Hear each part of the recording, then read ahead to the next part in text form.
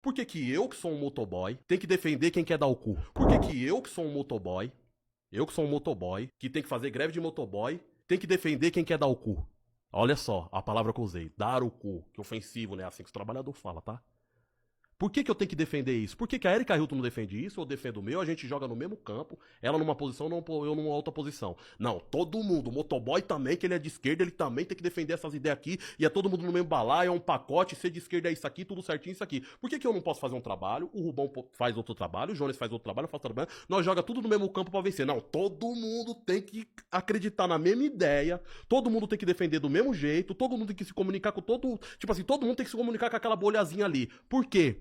Oi, tudo bom, minha gente? Vou fazer esse contraponto sobre o assunto dos últimos dias, né? A polêmica que foi produzida a partir da entrevista do Paulo Galo, Galo de Luta, que é líder grevista de motoboys e que ganhou uma projeção justamente pela organização inédita da categoria, causou um certo alvoroço por conta da entrevista nas esquerdas, diria jovens brasileiras, talvez, tanto pelas declarações, né, como pela crítica direta ao Jones Manuel, recém-filiado ao PSOL e pré-candidato a deputado federal por Pernambuco. E eu acredito que o suco dessa conversa pode ser delimitado de um jeito muito específico que eu vou tentar falar ao longo do vídeo, mas que eu vou dar já a letra nesse início, que é a figura cristã do pobre humilde em oposição ao universitário supostamente rico e arrogante. Oi, tudo bom? Eu sou Vinícius Siqueira do Colunas Tortas, sou mestre e doutorando em Educação e Saúde pela Unifesp. Aqui eu falo de análise do discurso e de teoria social. Eu acho que o trecho interessante é o que eu acabei de mostrar, né? Para poder destrinchar a análise, eu vou só repeti-lo aqui com a minha voz. Por que todo mundo tem que jogar na mesma posição? Porque eu, que sou um motoboy,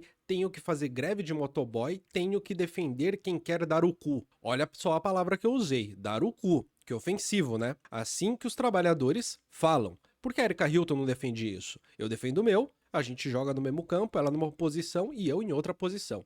E eu gostaria de ir por partes com o objetivo de não interpretar essa fala a partir de uma visão nem condescendente, mas eu também queria evitar qualquer tipo de moralismo político virtuoso, qualquer sinalização de virtude. E primeiro iniciar pela expressão que ofensivo, né? Eu vou dividir sempre por partes e eu vou tentar captar o sentido dessas partes, né? Esse que ofensivo, ele tá presente em, olha só a palavra que eu usei, dar o cu. Que ofensivo, né? Assim que os trabalhadores falam. E para mim é evidente aqui que o Paulo Galo está interpretando, está desempenhando um outro, um sujeito genérico, um trabalhador genérico. Não é ele que está falando dar o cu. Ele está interpretando esse trabalhador genérico. Ele não está se colocando como enunciador, apesar de ser, na medida em que o sujeito está deslocado. Então não é ele falando. Quem fala até que é ele, mas a partir de uma citação indireta de um sujeito trabalhador genérico. Logo, ao enunciar aquilo que poderia ser polêmico, e pouco antes de inserir o sujeito emulado na fala, ele diz: que ofensivo, né? E eu acredito que aqui está o primeiro ponto que eu gostaria de seguir para realizar essa pequena análise de discurso. A construção de certa militância de esquerda no Brasil durante os últimos 20 anos foi associada ao uso ou não uso de palavras, ignorando completamente que a produção do sentido se dá justamente no uso, na prática, que o sentido não está preso em um dicionário e muito menos numa etimologia, uma parte superficial, mas numerosa, de pessoas que se colocam como militantes progressistas ou de esquerda trabalharam nas últimas 2 décadas como uma polícia da enunciação. E aqui eu estou dizendo trabalharam no sentido de que viveram conforme. É interessante notar que essa polícia não se refere ao enunciado, ou seja, ao produto da enunciação, que tem um lugar social e histórico determinado, mas à própria enunciação. Dessa forma, o que interessa a essa polícia não é o sentido, mas é o significante, a palavra utilizada independentemente do sentido. Melhor dizendo, o sentido ele tá antes do enunciado, ele tá preso na enunciação, na medida em que ele não é produzido a respeito do que se diz, mas é montado sobre quem diz. O sentido ele tá no olha só a palavra que eu usei, por exemplo. Essa militância bem específica e construída a partir de um discurso fabricado na internet brasileira está diretamente ligada ao senso comum que afirma uma identidade entre o sujeito que diz e aquilo que é dito. Dessa forma, aquilo que é dito funciona como espelho da alma de quem diz. Não importa exatamente o sentido que pode ser produzido da fala, mas sim a adequação ou não do próprio uso das palavras. O sentido não se refere ao enunciado, portanto, mas ao sujeito que enuncia. O sentido é produzido da própria enunciação, a partir da enunciação e realiza um caminho inverso. Em vez de sair da boca do enunciador e transitar até o enunciado, o sentido retorna da boca do enunciador para ele próprio enquanto sujeito. Essa militância específica saiu da internet e se incorporou à realidade fora dos computadores. E a realidade, ela não é dividida entre o que seria real e digital, né? O digital, ele é real. Dessa forma, o digital se fez real também fora da própria internet e adentrou as universidades, movimentos sociais, conversas de botecos, escritórios, lugares onde os jovens que usavam as internets também podiam conviver. As pessoas jovens que utilizam a internet também vivem uma vida complexa fora dela. Também levam consigo o discurso da internet para fora dela e também transformam a realidade que a cerca fora da internet. Mas aqui tem um outro ponto. É necessário dizer dar o cu, justamente para se referir a essa esquerda inventada nas redes sociais, que se ofende com o uso da palavra, independentemente do seu sentido. Então a gente tem essa primeira oposição, esse primeiro ponto de interpretação, de tentar pegar o sentido dessa frase. O segundo ponto que eu queria trazer é assim que os trabalhadores falam. A expressão assim que os trabalhadores falam se refere a quais trabalhadores? Uma das maiores ingenuidades de movimentos de esquerda, principalmente alguns de raiz marxista, é ignorar o fato de que a posição relativa na estrutura econômica não traduz a posição social. Há trabalhadores com inúmeros modos de vida, inúmeras formas de se colocar no mundo, de se observar enquanto parte dele e de atuar no mundo. E aqui eu não desejo me referir a um subjetivismo, que seria muito mal colocado, inclusive. Eu estou falando de modos de vida regulares, de tipos sociais, de grupos sociais, de formas regulares de entender a vida, entender suas próprias relações e o seu lugar no mundo. Eu estou falando de hábitos. Como essa diferença entre trabalhadores não é uma mera opinião, mas ela é uma realidade, de fato, você tem uma diferença entre posições dentro da própria classe trabalhadora, então é necessário entender de quais trabalhadores o Galo está falando. São aqueles que utilizam as palavras chulas, que se referem a um tipo social a partir de suas práticas sexuais, dessa forma que destacam a prática sexual devido à sua falta de familiaridade, de repente, que não conseguem manejar um vocabulário pacífico para se referir a este outro, principalmente a partir da sua diferença, que não se preocupam com aquilo que falam nem com quem escuta porque são de verdade. Galo está produzindo a imagem do trabalhador chucro, burro e inapto social. E aqui eu não estou dizendo que trabalhadores são burros, chucros e inaptos sociais, mas estou dizendo a imagem que é produzida a partir desse sujeito genérico que é interpretado. A categoria trabalhador, conforme produzida na fala de Galo, é reduzida a isso. E aqui é necessário relembrar a oposição que o ofensivo, né, produz. Aquele ofensivo, né, produz um tipo de oposição, que é: quem está do outro lado são os militantes jovens criados desde cedo das redes sociais. São os militantes que supostamente não conhecem o que é um trabalhador. Dessa forma, precisam que a realidade crua seja informada do jeito mais cru possível. Essa militância imaginada, que é real, mas parcialmente, ela se situa justamente na oposição ao trabalhador. Enquanto o trabalhador seria chucro, burro e inapto social, essa militância, por sua vez, não trabalhadora, é elegante, universitária e civilizada. Nenhuma dessas três características da militância não trabalhadora é positiva. A elegância é um sinal de falsidade, de excesso, de luxo.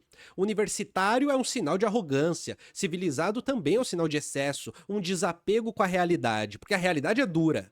O discurso do Paulo Galo não estabelece uma afirmação sobre os trabalhadores, mas revive uma oposição clássica do senso comum brasileiro, da vida cotidiana brasileira, né? Quando eu digo senso comum, eu não estou reduzindo, mas eu estou falando daquilo que é praticado no cotidiano brasileiro, que é o pobre contra rico, sendo que o rico não precisa ser de fato rico, basta estar um passo acima do pobre, que, por sua vez, pertenceria à camada social mais baixa de todas.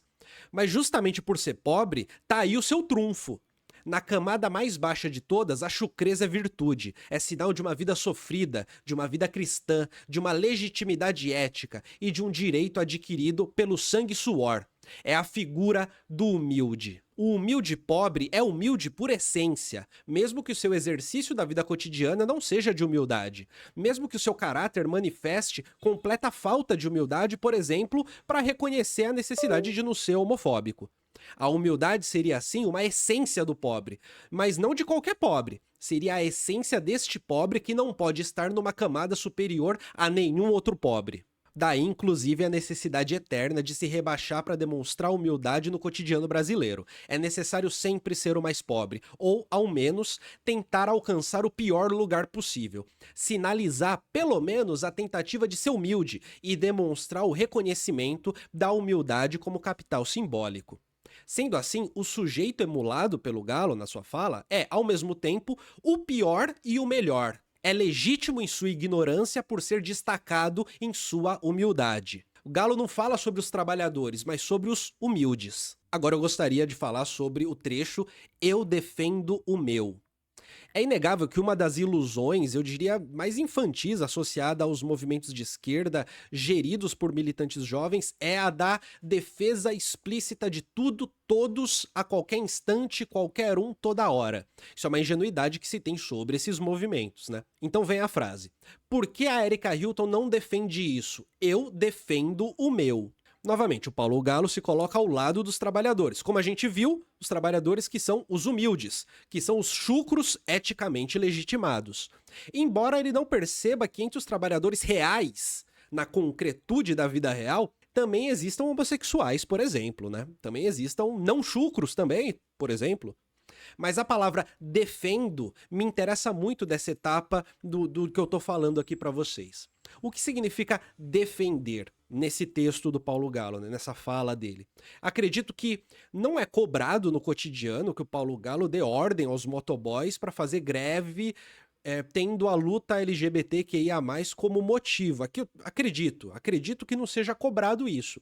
Ao mesmo tempo, me parece que defender significa meramente falar sobre. É claro, tendo em vista, como a gente já notou, que o trabalhador genérico, que é dito pelo Paulo Galo, é um sujeito chucro, burro e inapto social, evidentemente ele não estará aberto a um diálogo simples, né? Tipo assim, o diálogo tranquilo. Homossexuais existem, costumam ser alvo de violência simplesmente por serem homossexuais, e isso não é correto. Isso é um diálogo simples. Há algo específico aqui que fica oculto. Se tem geralmente a impressão que falar sobre gênero, orientação sexual envolve necessariamente estabelecer um diálogo acadêmico, ou seja, a conversa cotidiana sobre gênero, orientação sexual não seria limitada a uma ética simples do cotidiano, como do exemplo que eu disse, mas sempre seria adensada por conceitos acadêmicos. Esses conceitos acadêmicos, próprios dos militantes não trabalhadores, não seriam, eles, por sua vez, bem-vindos dentro do grupo imaginado de trabalhadores. Novamente, uma oposição entre os arrogantes que leem sobre pobres e os trabalhadores pobres de verdade, humildes. Dessa maneira, a palavra defendo, ela assume um sentido específico. Ela preconiza o ato de interpelar os trabalhadores a partir do discurso acadêmico acerca da orientação sexual ou dos debates de gênero. Esse ato seria, por sua vez, ostensivo. Dessa maneira, um líder grevista teria a responsabilidade de ostensivamente estabelecer uma relação de polícia ética no interior do grupo que ele influencia. Esse tipo de defesa é o que está sendo ali afastada. Mas na medida em que se diz "eu defendo o meu", então a polícia ética se situa no interior da relação entre pobres e ricos.